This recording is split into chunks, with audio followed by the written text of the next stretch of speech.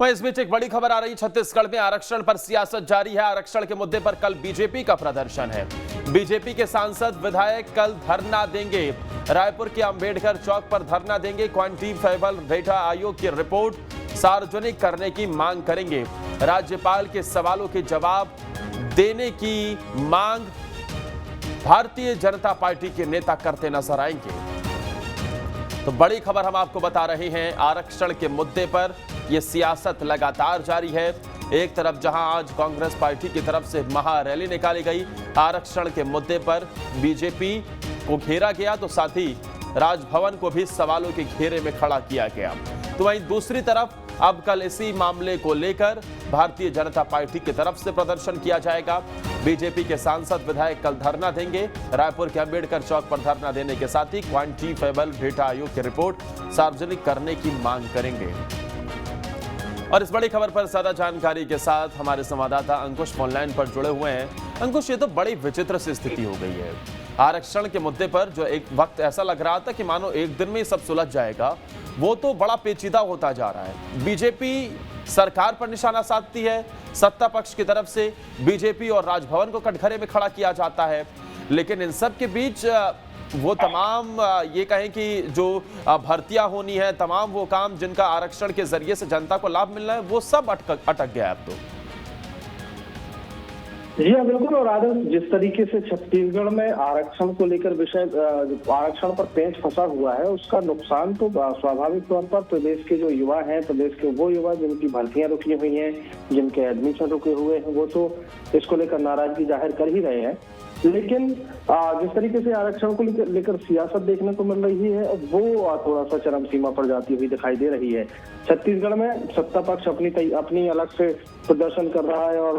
और जिस तरीके से आज महारैली देखने को मिली कि उसमें मुख्यमंत्री भूपेश बघेल, कांग्रेस प्रदेश प्रभारी जो है शैलजा कुमारी, वो भी इसमें शामिल रही हैं। पूरा कांग्रेस का जितना भी कार्य समिति का मंडल है, वो भी एक मंच पर देखा गया। तो अब उसके बाद अब बीजेपी जो है इस पूरे मामले से पीछे हटना नहीं चाहती। बीजेपी ने भी ऐलान किया है कि उसके बीजेपी के जो सांसद हैं, बीजेपी के जो विधायक हैं, वो भी धरना देंगे। क्योंकि ये जो विषय हुआ, क्योंकि राजभवन की तरफ से कहा गया है कि जो क्वांटिफाइबल डाटा आयोग सरकार ने बनाया था, उसकी रिपोर्ट के आधार पर जनसंख्या के हिसाब से जो आरक्षण दिया गया है ओबीसी वर्ग को या आर्थिक रूप से कमजोर वर्ग को, उसकी रिपोर्ट जो है वो राजभवन तक अभी तक नहीं पहुंची है। और अगर रिपोर्ट नहीं पहुंची है तो राज्यपाल का स्पष्ट सवाल था कि किस आधार पर यह आरक्षण दिया गया है। अब विपक्ष जो है वो भी मांग कर रहा है कि क्वांटिफाइबल डाटा आयोग बनाया था, उसको आप सदन के पटल पर रखिए और सदन पे पटल पर रखने के बाद उसको सार्वजनिक कीजिए। तो कहीं ना कहीं आरक्षण जो है क्वांटिफाइबल डाटा आयोग की रिपोर्ट के आधार पर भी अटकता हुआ दिखाई दे रहा है। एक सवाल मैं आपसे जानना चाहूंगा और जनता को भी जरूर जानना चाहिए कि ये क्वांटिफाइबल डेटा आयोग की ये किस तरीके की रिपोर्ट होती है, और साथ ही अंकुश, इसे सार्वजनिक करने में क्या परेशानी आ रही है?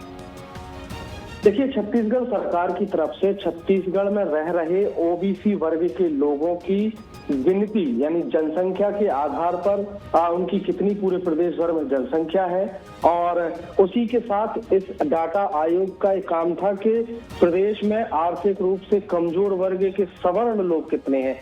जो ये सवर्ण लोग और ओबीसी वर्ग के लोगों की गिनती के लिए एक आयोग का गठन किया गया था। वो गठन होने के बाद उस आयोग का काम था कि प्रदेश में जितने भी ओबीसी वर्ग के लोग हैं, उनकी जनसंख्या कितनी है, वो पूरी उसकी एक रिपोर्ट बनाई जाए। प्रदेश के किस हिस्से में ओबीसी वर्ग के लोग ज्यादा रहते हैं, किस हिस्से में उनकी कमी है, और आर्थिक रूप से कमजोर कितने लोग हैं। इस डाटा आयोग का काम था कि एक रिपोर्ट के माध्यम से सरकार को सूचित करना और वो विधानसभा में उसकी रिपोर्ट पेश करना।